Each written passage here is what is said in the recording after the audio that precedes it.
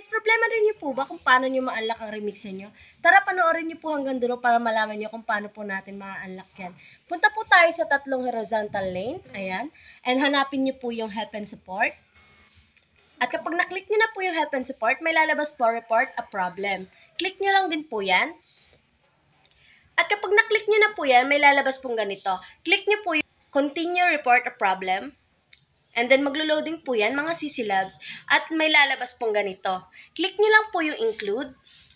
At kapag na-click niyo na po yung include, kung ano man pong gamit niyo, page or profile po man yan, pipiliin niyo po dito. At kasi kung yung pong gamit natin ay profile, kaya profile po ang pipiliin natin. And then may lalabas pong ganito. Ayan. Diyan nyo po ilalagay mga sisilabs yung gusto nyo i-report or i-request kay Papa M. And then, maglalagay po kayo ng screenshot sa dashboard nyo ng achievements kung nasan po nakalagay yung remixer. And then, isasend na po natin yan. Click send lang po. And then, magwe-wait lang po tayo ng ilang days para po sa response ni Daddy M. And then, yun lang po. Maraming salamat po mga sisilabs sa panonood. Sana marami po kayo natutunan.